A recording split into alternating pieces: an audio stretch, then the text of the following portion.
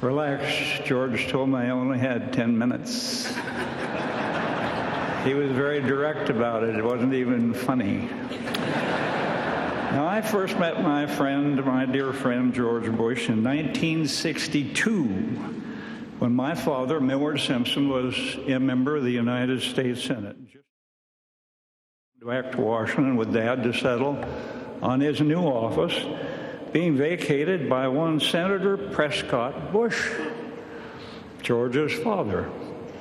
Well, then we met again when my parents left Washington and sold their home to a brand spanking new congressman from Texas named George Herbert Walker Bush. So George and Barbara, Mom and Pop, did that sale on a handshake. Sound familiar? Then I came to the Senate in 1978, and soon after that, Ronald Reagan cornered me and asked me to support him for president. And I said I would, not knowing that my friend George would enter the fray. Hearing that, I called and I said, George, I want to tell you I'd love to help, but I already committed to Ronald Reagan. George's response? Well, Al, I'm sorry about that. I probably should have let you know sooner. And actually, a guy doesn't get very many calls from a friend who says they can't support him. Sound familiar? Of course it does. Because in George Bush's theme of life, during all the highs and lows, there was a simple credo. What would we do without family and friends?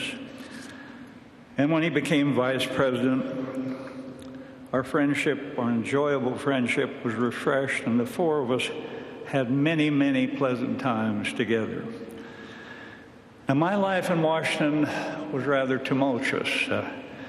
I went from the A social list to the Z, and never came back to the A. In one dark period, I was feeling awful low, and all my wounds were self-inflicted, all of them. And George called me early one morning, always early in the morning, country music playing in the background, and he said, I see the media is shooting you pretty full of holes. Actually, he said it a bit more pungently than that. And he said, why don't we go up to Camp David? You and Ann come over and we'll have a weekend together. At that time, his popularity rating was 93%. Mine was 0.93%. And so off we went. The media, of course, all gathered as we headed to Marine One. And George said, now wave to your pals over there in the media, Al. And they didn't wave back. So next morning, he's ratting through all the papers in the U.S., and he looks up and he said, aha, here's the one I've been looking for. A picture of Barbara and Ann and George with his arm and hand on my back. And later we're having a sauna. And I said, George, I am not unmindful as to what you are doing. You are propping up your old wounded duck pal. While you're at the top of your game, you reach out to me while I'm tangled in rich controversy and taking my lumps. And he said, yep. There were staff members, Al, who told me not to do this. But Al, this is about friendship and loyalty. Sound familiar? Well, we had an awful lot of fun, too. Always a delight to be in the president's box at the Kennedy Center, off to a play at the National Theater of the Warner with the Bushes. And outside of the president's box one evening, there was a massive 6-foot vase with an extraordinary glaze. I hope you know the difference between a vase and a vase. $35. Now, George walked up to it and he said, Al, wait, I think that's Etruscan. I noticed that, he said, this blue-grayish glaze from that period, a clay that could only be found during that era. And I said, no, George. The patina there gives me the perception it was possibly older, perhaps of Greek origin, with that particular herbal paste before firing. Of course, people gathered around, mumbling about these expert observers. And Barbara and Ann finally came by and said, "Get out of here. Both of you, get back in that box." Well, we did. Well, it was impressive for a while. And then, of course, one night, the four of us went to see Michael Crawford, singing the songs of Andrew Lloyd Webber.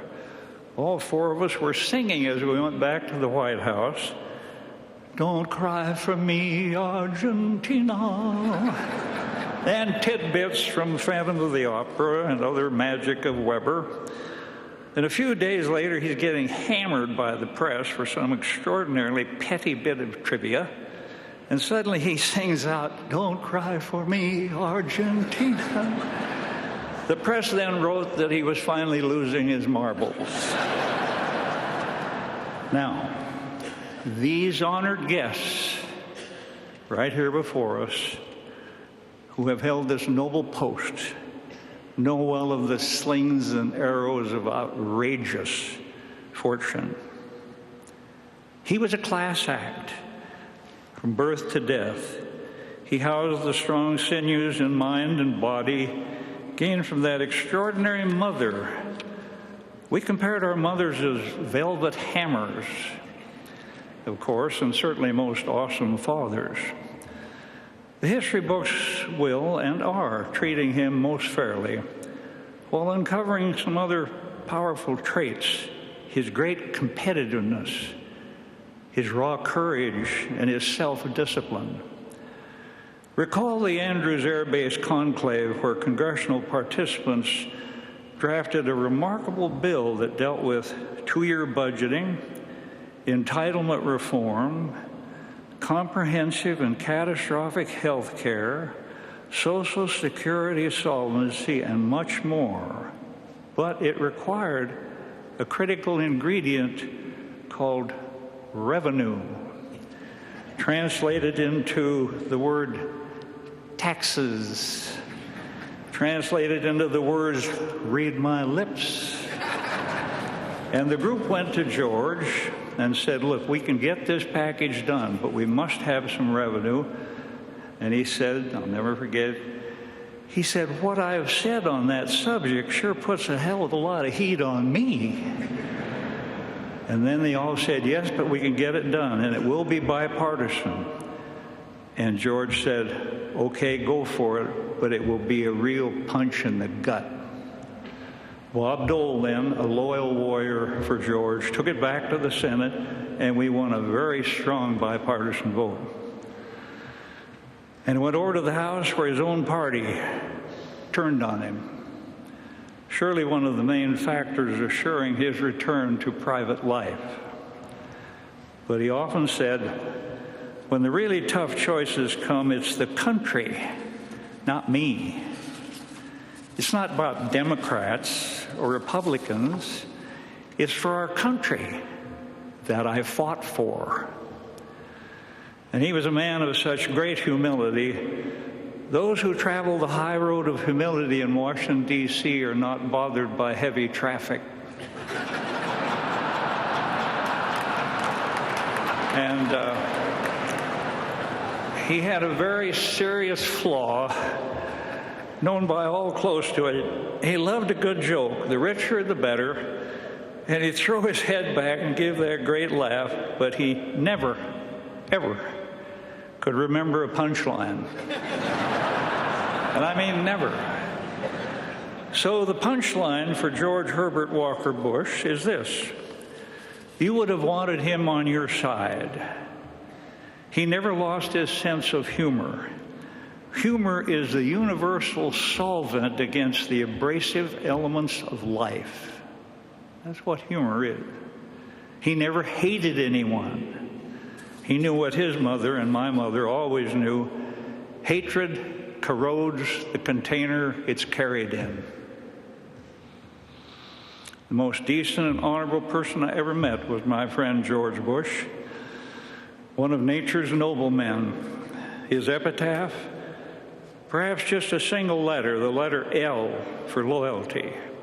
It coursed through his blood. Loyalty to his country, loyalty to his family, loyalty to his friends, loyalty to the institutions of government, and always, always, always a friend to his friends. None of us were ready for this day.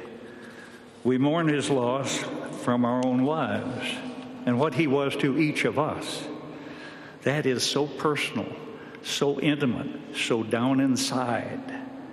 It would have been so much easier to celebrate his life with him here. But he is gone, irrevocably gone. So now we have loosed our grip upon him, but we shall always retain his memory in our hearts. God has come now to take him back. We all knew on one unknown day he would return to his God. Now we give him up. We commend him to your loving hands. Thank you for him. God rest his soul.